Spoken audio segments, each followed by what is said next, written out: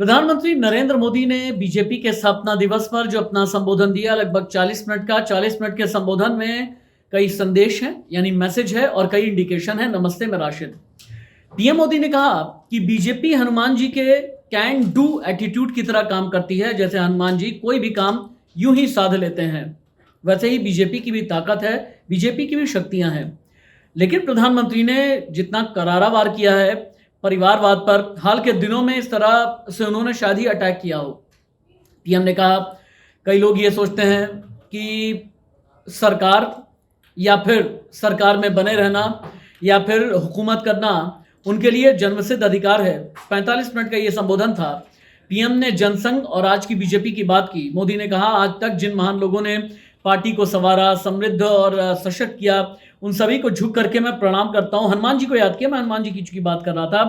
PM ने कहा, हनुमान जी सब कुछ कर सकते हैं, सबके लिए करते हैं, लेकिन अपने लिए कुछ नहीं करते। यही बीजेपी की प्रेरणा है। एक और प्रेरणा है, जब हनुमान जी को राक्षसों का सामना करना पड़ा तो कठोर हो गए।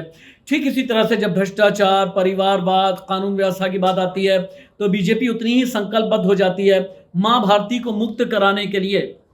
यानी बीजेपी एक ऐसी पार्टी है जिसका एटीट्यूड हनुमान जी जैसा है। विपक्ष पर करारा वार करते हुए प्रधानमंत्री ने कहा कि हताश विपक्ष अब ये कहने लगा है कि मोदी तेरी कब्र खुदेगी। जब हमारा मजाक उड़ाकर सफल नहीं हुए तो बादशाही मानसिकता वाले लोगों में नफरत और भी ज्यादा बढ़ गई।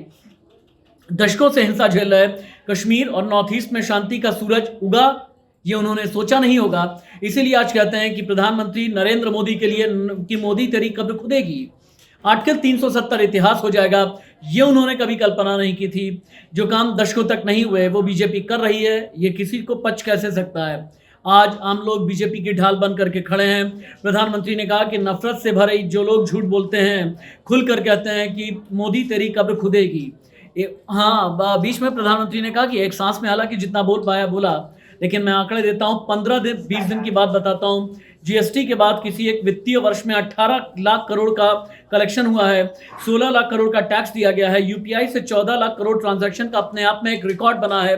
प्रधानमंत्री ने अपने संबोधन में कहा, बीजेपी कार्यकर्ता के नाते हर एक नागरिक का दिल जीतना होगा।